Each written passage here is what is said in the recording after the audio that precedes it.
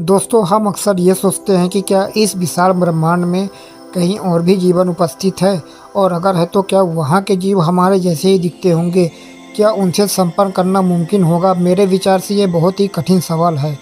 हो सकता है इनका जवाब हमें बहुत समय तक ना मिले, या शायद कभी ना मिले।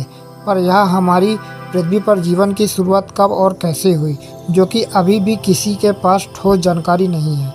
इस अनंत ब्रह्मांड और अंतरिक्ष में अनेक विचित्र ग्रह हैं, जिनमें से बुध ग्रह, जो सूर्य के सबसे नज़दीक होने के साथ ही इस प्रकार स्थित है कि उसका एक हिस्सा लगभग सूर्य की ओर ही रहता है। इसलिए एक हिस्से में हद से ज़्यादा गर्मी और दूसरा हिस्सा सबसे ज़्यादा ठंडा होता है। यदि शुक्र ग्रह की बात करें तो यहाँ लावे की गर्म उबलती हुई नदियाँ बहती हैं। मंगल ग्रह एकदम वीरान और भयानक तूफानों से भरा हुआ ग्रह है। और बृहस्पति और शनि बहुत ही विशाल ग्रह हैं, जहाँ पर पैर रखने की ज़मीन तक नहीं है, क्योंकि इसकी सतह गैसीय सतह है। अरुण और वरुण, जिन्हें यूरेनस और नेपच्यून भी कहा जाता है, जिनकी सूर्य से दूरी ज़्यादा होने के कारण इसकी सतह बर्फ़ की तरह जमी हुई है। और कहीं हीरे की बारिश होती है तो कहीं मीथेन की नदियाँ बहती हैं, कहीं जल ही जल है तो कहीं पानी की एक बूंद तक भी नहीं है। पर इनमें सबसे विचित्र है हमारी पृथ्वी, और इस पृथ्वी को विचित्र बनाता है यहाँ पर फलने फूलने वाला जीवन। पर जब इस अंतरिक्ष में किसी अन्य ग्रह पर हम जीवन नहीं खोज पाए, तो फिर पृथ्वी पर जीवन कहाँ से आया? या फिर पृथ्वी ने ही जीवन की शुरुआत की? और यदि मंगल ग्रह से जीवन पृथ्वी पर आया तो कैसे आया? और फिर मंगल ग्रह पर जीवन कैसे गायब हो गया? क्या मंगल पर जीवन था और आने वाले समय में हो सकता है? यह भी एक चुनौतीपूर्ण भरी खोज है। पर जीवन की उत्पत्ति के बारे में वैज्ञानिकों के बीच कई सिद्धांत हैं, जिन सिद्धांतों के बारे में आज हम इस वीडियो के माध्यम से जानने का प्रयास करेंगे।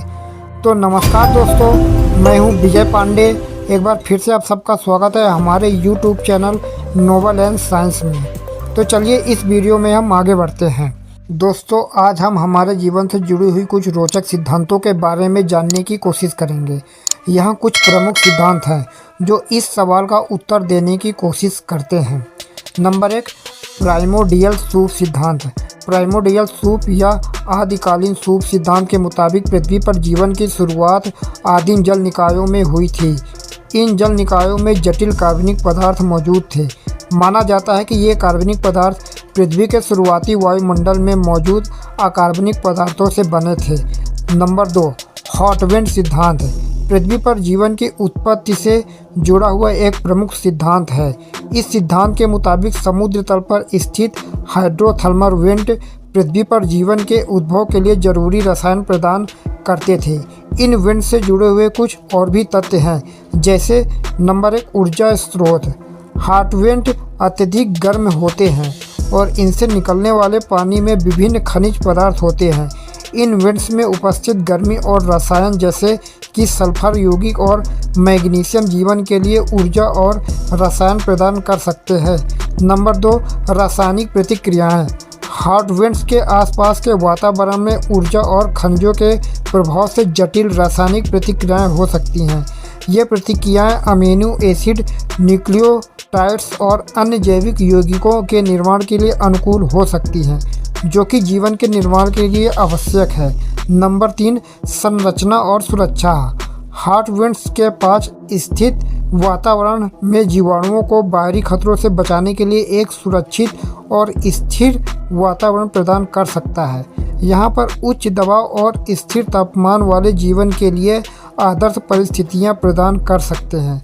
नंबर 4, उत्पत्ति के लिए मजबूती। वैज्ञानिक अनुसंधान ने हॉट वेंट में जीवन के बहुत ही विविध रूप की खोज की है, जैसे कि थर्मोफाइलिक बैक्टीरिया और आर्किया, जो अत्यधिक तापमान और दबाव में जीवित रह सकते हैं। यह तथ्य हॉट वेंट्स पर जीवन की उत्पत्ति के सिद्धांत को समर्थन प्रदान करता है। दोस्तों, तीसरा सिद्धांत है पैनस्पेर्मिया सिद्धांत। पृथ्वी पर जीवन की उत्पत्ति के बारे में यह सिद्धांत बताता है कि जीवन अंतरिक्ष में उत्पन्न हुआ और अंतरिक्ष से पृथ्वी पर आने वाले सूक्ष्म जीवों की वजह से ही यहाँ जीवन की उत्पत्ति हुई। इस सिद्धांत के मुताबिक जीवन पूरे ब्रह्मांड में मौजूद है और अंतरिक्ष की धूल, उल्कापिंड, क्षुद्र ग्रह, धूमकेतु और ग्रहों के जरिए फैला।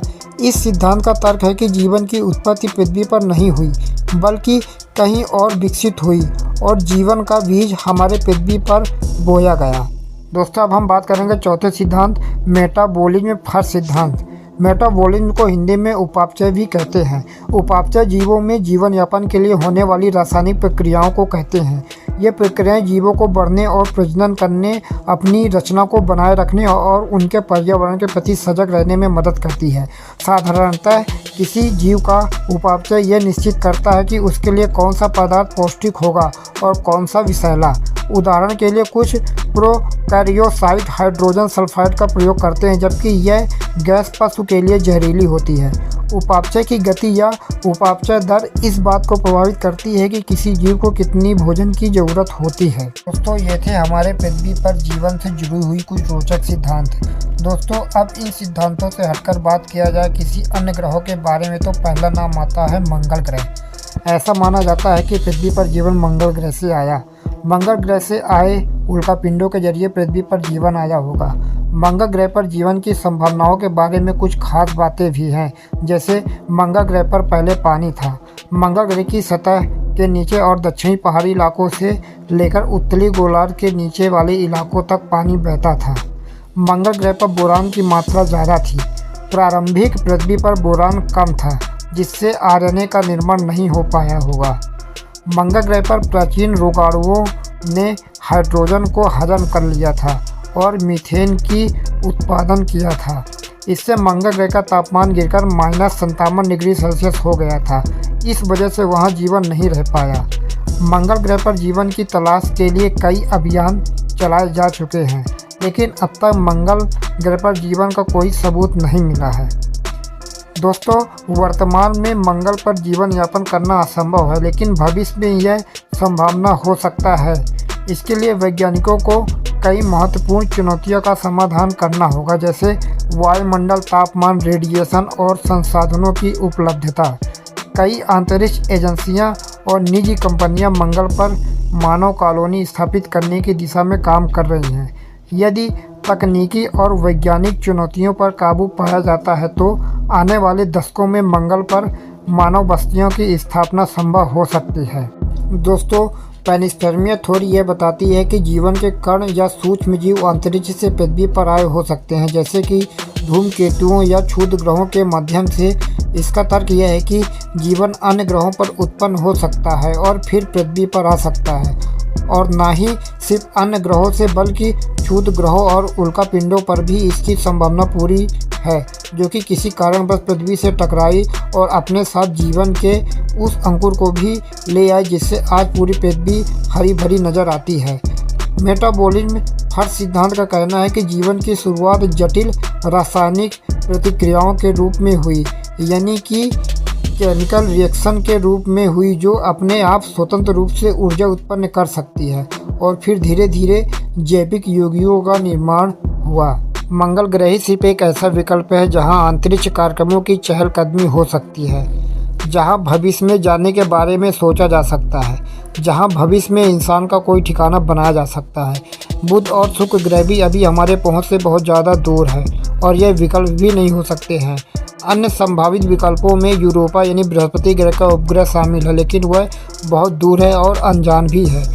यदि एक देश मंगल ग्रह पर जाने का विकल्प रखता है तो दूसरे देश को भी जरूर जाना चाहिए और वहां पर जीवन की खोज में एक अहम किरदार निभाना चाहिए। और आने वाले समय में ऐसा हो सकता है कि हमें यह पता चल जाए कि जीवन मंगल से पृथ्वी पर आया है या फिर पृथ्वी से मंगल ग्रह पर जाने वाला है, और यदि पृथ्वी से मंगल पर जाने वाला है तो हम किस तरह से वहां पर जीवन की संभावनाओं और जीवन जीने के लिए सहायक परिस्थितियों का निर्माण करेंगे।